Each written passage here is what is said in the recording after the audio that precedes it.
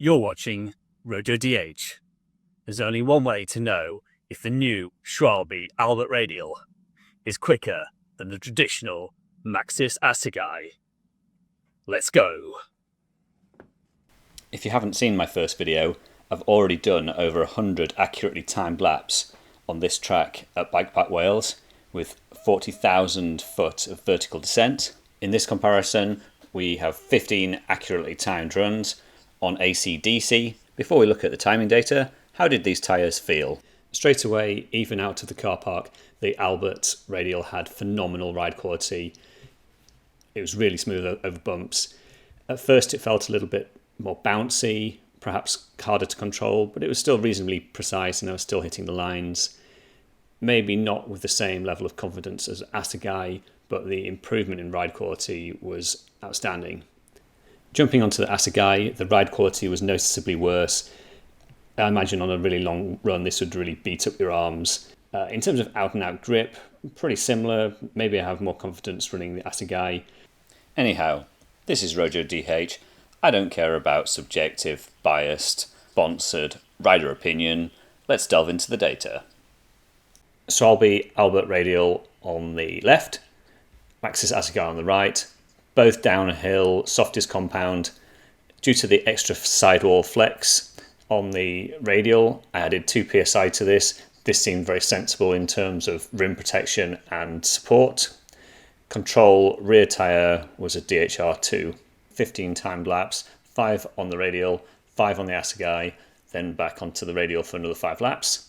We start the split screen video compare midway through the first sector. This is the only braking point here.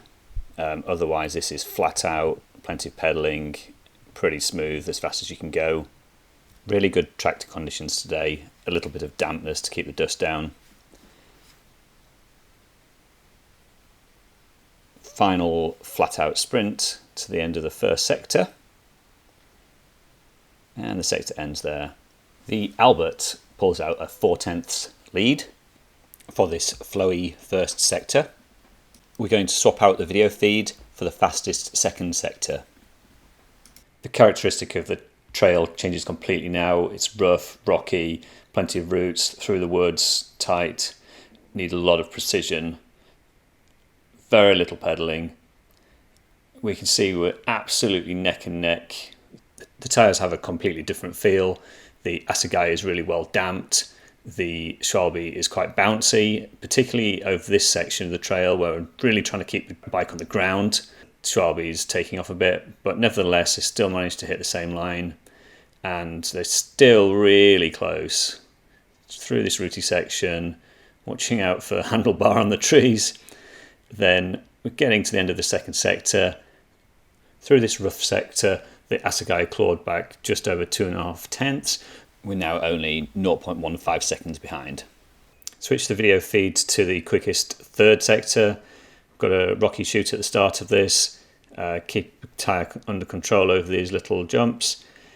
These fast flowy berms really test your confidence in the tyre. You've got to commit, try not to brake, pedal hard out of the berm, send it over the drops. We're going really quickly now. We've got to trust the grip to get through these changes of direction. We wouldn't want to wash out here. Tyres are still neck and neck in this sector. Extremely close. Quick sprint up to the finish line. Let's see if the Assegai claws back some more time. Yes, 0.5 tenth. With just 1/10 of a second in it, it's not possible to declare a winner from this video alone. Let's break down what happened. The Albert pulled out 4/10 in the smooth, flat out first sector, but when things became rough, it lost some time. By the end of the rough, technical second sector, it had lost some of this advantage and it was only 1.5 tenths up. This advantage was eroded a little bit more in the fast final sector where the tyre was grip limited, and it ended up only 1/10 ahead. This wouldn't be Rojo DH without a graph.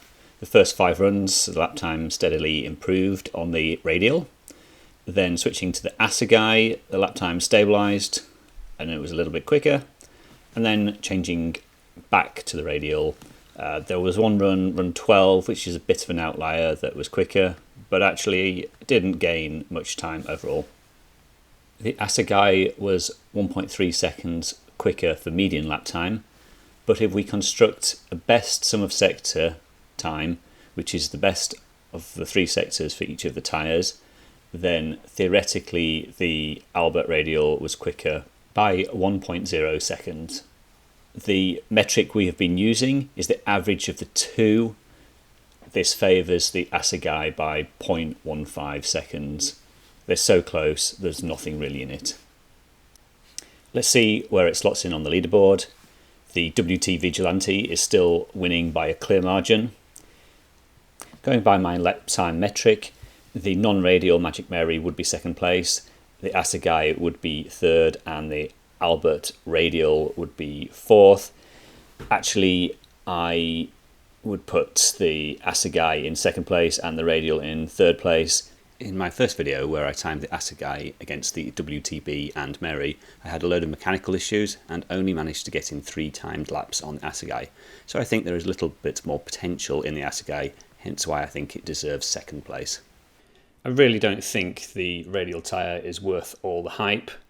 If you're happy running Assegais, then don't jump out and buy one. I can see some good reasons in terms of ride quality to get the Radial tyre. The difference in ride quality between the Radial tyre and the Assegai is similar to the step between the Assegai and the Cryptotal, which was the harshest ride quality and really beat me up. Which tyre would I choose? Well, neither. Stay tuned for the next episode where I'll present a tyre that has the ride quality of the Albert Radial, but it has the precision and the cornering confidence of the Assegai. Thanks for watching Rojo DH.